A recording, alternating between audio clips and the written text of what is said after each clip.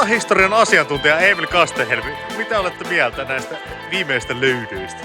Mä en rehellisesti sanottuna enää ymmärrä kohta mistään mitään.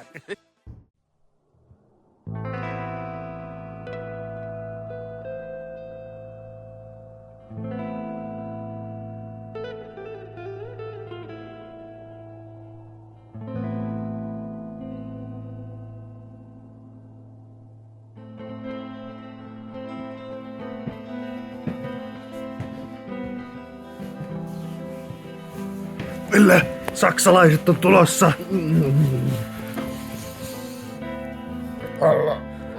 Asemiin. Alarmi. Kello on jo vaikka mitä. Aika nousta. Se on ihan kova.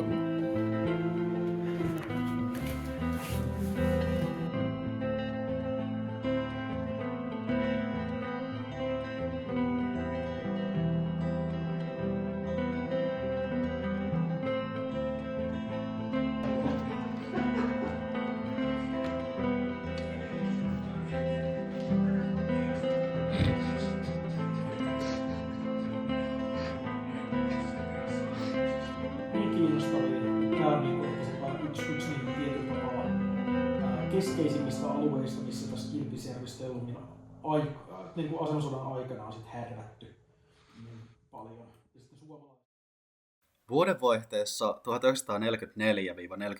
toisen maailmansodan ollessa jo lähes ohi koko Suomessa, tuhannet natsi-Saksan vuoristojääkärit miehittivät yhä Kilpisjärven suurtuntureita.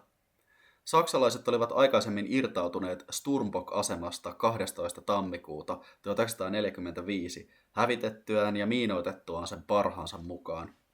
Suomalaisten joukkojen komentaja Eversti Puroma päätti jatkaa saksalaisten taka-ajoa vain vähäisin voimin, sillä suuremman joukon huolto käsivarressa olisi ollut huomattavan vaikeaa. 13. tammikuuta muodostettiinkin taisteluosasto Loimu, joka koostui vahvennetusta kiväärikomppaniasta. Tämä osasto saavutti Kilpisjärven eteläpään jo 16. tammikuuta. Saksalaisten pääjoukot olivat saapuneet Kilpisjärven alueelle marras-joulukuun vaihteessa 1944, ja täysi puolustusvalmius saavutettiin 14. tammikuuta 1945, 2 päivää ennen suomalaisten tiedustelupartioiden saapumista alueelle. Voidaan sanoa, että Kilpisjärvellä jatkuneet Lapin sodan viimeiset kuukaudet johtoivat tasan yhden miehen jääräpäisyydestä. Saksalaisten komentajienkaan mielestä ei ollut mitenkään järkevää pitää asemia Suomen puolella parempiakin puolustusmaastojen löytyessä heti rajan toiselta puolelta. Esimerkiksi tutustuttuaan Lyngenille rakenteilla olevaan asemaan 20. vuoristoarmeijan komentaja Reindulikin näkökulmasta Suomen puolelle ulottuvat varustukset johtaisivat aivan turhaan vihollisuuksien jatkumiseen suomalaisten kanssa. Saksalaiset komentajat yrittivätkin vedota Hitleriin sen puolesta, että Suomen alueelta vetäydyttäisiin suosiolla paremmin puolustettaviin asemiin Norjan puolelle. Adolf Hitlerin vaatimuksesta saksalaisten kuitenkin tuli jatkaa Mallan luonnonpuiston linnottamista kenraalien vastustuksesta huolimatta. Führer nimittäin uskoi, että suomalaiset jatkaisivat Neuvostoliiton pakottamina sotatoimia saksalaisia vastaan joka tapauksessa. Siispä suomalaiset ja saksalaiset joutuivat kohtaamaan sotatoimissa Kilpisjärven alueella, vaikka kumpaakaan osapuolta karuissa arktisissa olosuhteissa sotiminen ei varmasti innostanut. Kilpisjärven pääasemassa saksalaisia oli kaiken kaikkiaan 4 jalkaväkipataljoonaa, eli noin 4000 miestä. Lisäksi 1 pataljoona piti hallussaan erillistä rintamaa Parastunturin suunnalla Norjan rajalla. Asemissa oli myös 5 patteristoa tykistöä sekä tiedustelu- ja tulenjohtopatterista. Suomalaisilla oli alkuvaiheessa Kilpisjärvellä vain 4 komppanian verran jalkaväkeä ja vielä täysin ilman tykistön tukea. Joukkojen epäsuhta oli siis melkoinen. No niin. Voisitko Vikke selittää, että mitä meitä varoitettiin tekemästä ja mitä me ollaan tekemässä? Me ollaan nyt lähdössä tänne Isojehkaksen Kilpisjärvi-Stellungin asemia tästä kattelemaan. Ja me ajateltiin tässä aluksi, tehtiin tuossa pientä tilannearviota, että tämähän on semmoinen mukavat 15, ehkä 20 kilometriä maks päiväreissu, mutta kun katsottiin vähän tarkemmin, että missä kaikkialla ne asemat oikeasti sijaitsee, niin Mä ennustan, että tästä tulee kyllä taas semmonen Via Dolorosa, että siitä voi olla oksat pois. Että... Me ollaan varmaan joskus yön selässä tätä takaisin, mutta kelihän on mitä mainioin. Että... Semmonen sopivat 3 astetta sataa ja on tuulista ja täällä on lunta vielä joka paikassa.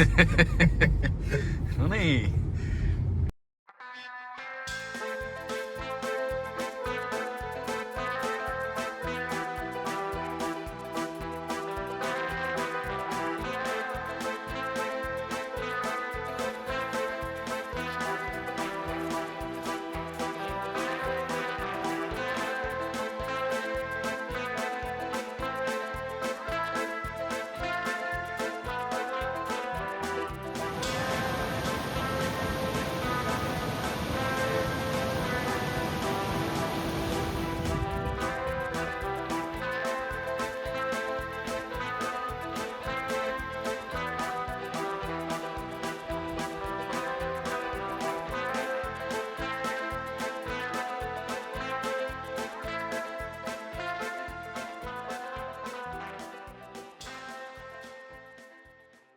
Kilpisjärvi-aseman tai saksalaisittain Kilpisjärvi-Stellungin vahvin osa kulkee Saanan ja Isojehkasin ympäristön jylhässä lähes ikonisessa tunturimaisemassa. Saksalaiset ulottivat puolustusasemansa sinne juuri alueen hallitsevan olemuksen vuoksi. Tämän 8 kilometriä leveän sektorin sai vastuulleen 6. vuoristodivisioonan 143. vuoristojääkärirykmentin 3. pataljoona. Kilpisjärvi-Stellungin pääpuolustusasema ei tosin ollut mitenkään yhtenäinen juoksuhautojen yhdistämä taisteluasema. Sen sijaan puolustus nojasi korsuin varustettuihin pesäkkeisiin ja tukikohtiin, joiden välimaastoa vartioitiin tähystyksellä ja hiihtopartioin. Aluetta puolustaneen vuoristojääkäripataljoonan komentopaikka löytyy reilun kilometrin päässä etulinjan pohjoispuolelta Skirhasvakkin viereiseltä harjanteelta.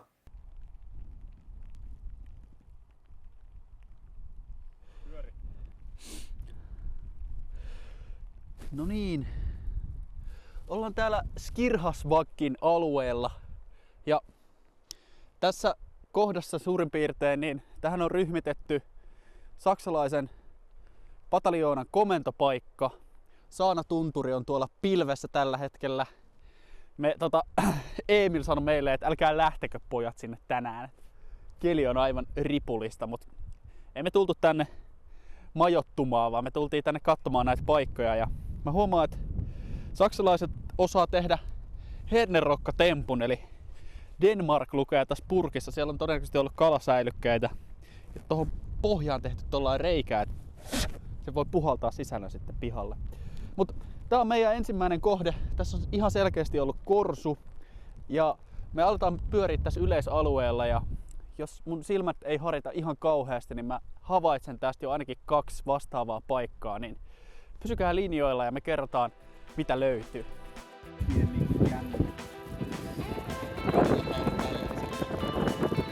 Joo.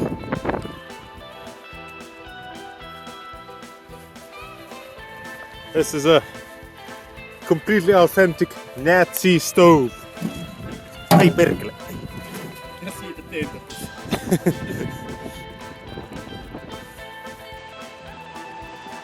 Nämähän ovat siis tämmösiä aaltopeltisuojan sisäosia. Nämä on tuupattu tuohon maahan tai lumeen ja siihen on kasattu lunta, maata tai kiviä päälle. Ja se on sitten tarjonnut vähän suojaa täällä elementeiltä. Näitä on täällä ympäri ja ympäri tunturia melkoinen määrä.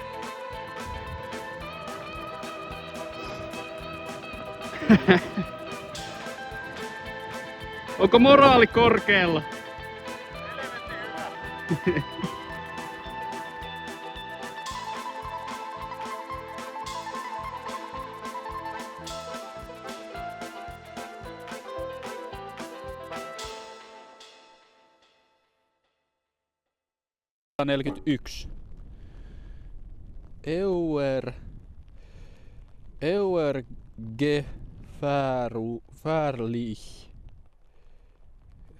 Gefährlich.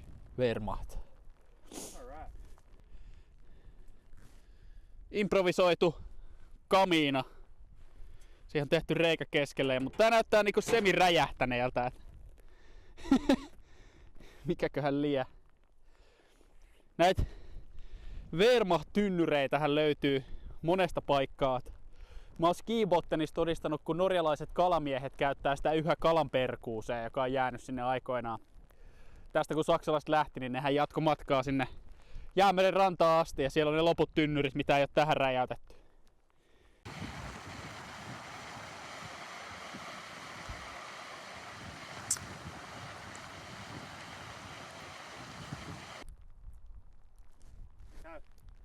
Tiedätkö mitä? Mä oon aika varma, että tää on hiiltä. Ja siis niinku kivihiiltä. Tässä on tällainen läjä. Tää ei kuulosta niinku normi kiveltä, mitä tässä nyt on ollut. Ja jos en täysin väärässä ole, niin tossa on jonkin sortin korsu, joka on tietysti räjäytetty, niin kuin nämä kaikki täällä on lähteessä. Niin me ollaan nyt löydetty eteen työnnetty kenttävartioasemat. Tuossa on ollut todennäköisesti MG42 konekivääripesäke tuossa mäen päällä, niin lähdetään yytsimään. Keli on yhä, sää on kuin morsian. Joo, sen jälkeen kun oot käynyt pistelemässä naapuria. Niin Ville, mikä oli? Mä oon miettinyt, tuolla aukeaa Saanajärvi ja todennäköisesti tähän on jätetty. Ei helvetti, siihen meni joku uudesta.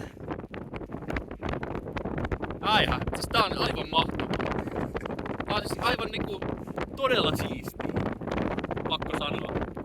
Mut tässä alkaa miettimään, että me ollaan nyt tässä kesän korvilla liikenteessä täällä ja keli alkaa olemaan silleen ihmisystävällinen. Miettii, että tässä on ollut joku todennäköisesti kenttävartiossa katsomassa tonne Saanajärven suuntaan. Ja sieltä ei ole tullut yhtään ketään. Niin teet työtä, joka on arvoitus taas kerran. Se ihmettää, että minkä takia tää kamerat menee tällä ihmeellisesti. Se täällä sataa vaakasuunnassa. Joo.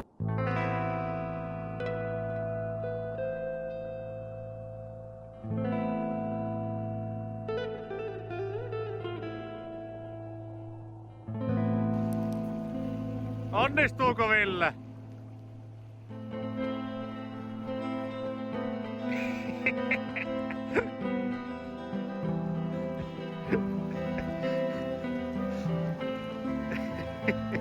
Ei tällä voi muuta kuin nauraa.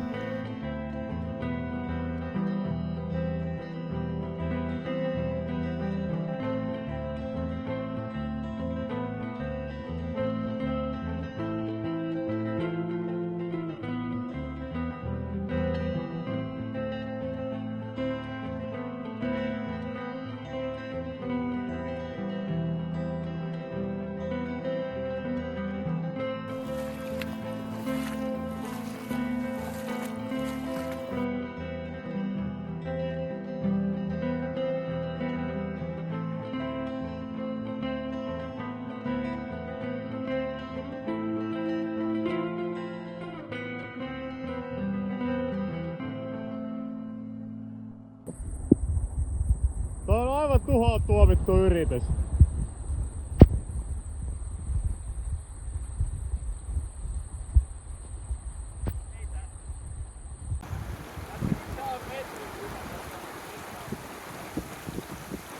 Meinaatko ettei mee?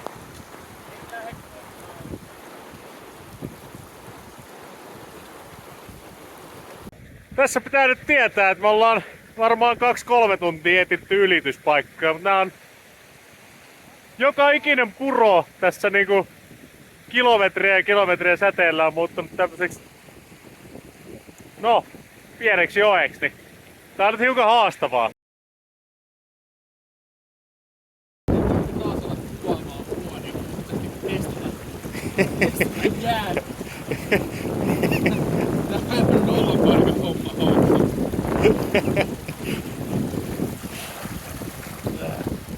No, ainakin on hienot maisemat.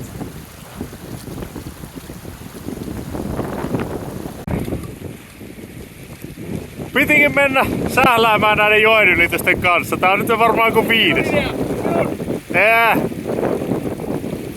Ei pidä paikkaansa.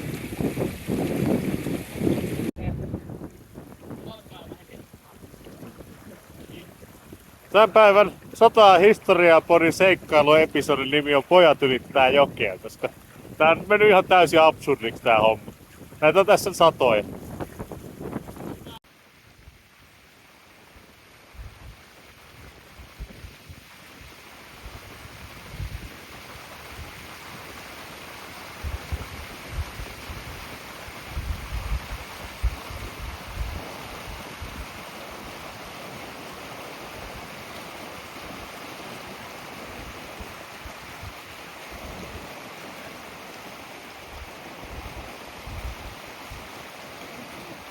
Olisiko siinä viimeinen?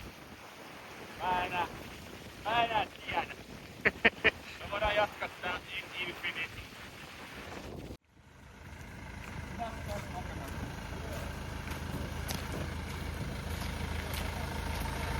Taksimme on saapunut. Kyllä.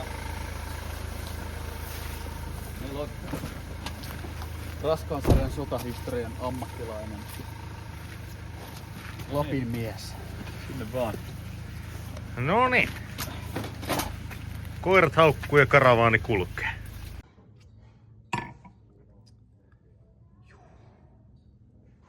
Ei menty sitten isojeehkokselle tänään. Ei joo, jäi onneksi. Tää oli aika rankka reissu näin. Type 3 fun. Alright. Eikö se ole tän jälkeen sitten ruvetaan keräilemään itteemme ja nukkumaan ja huomenna uusiksi? Joo.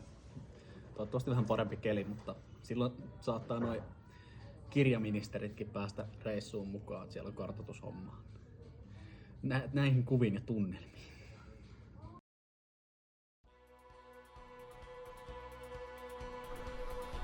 No niin, nyt lähdetään kohti tunturia ja suomalaisten viimeisiä asemia täällä Kilpisjärven suunnalla.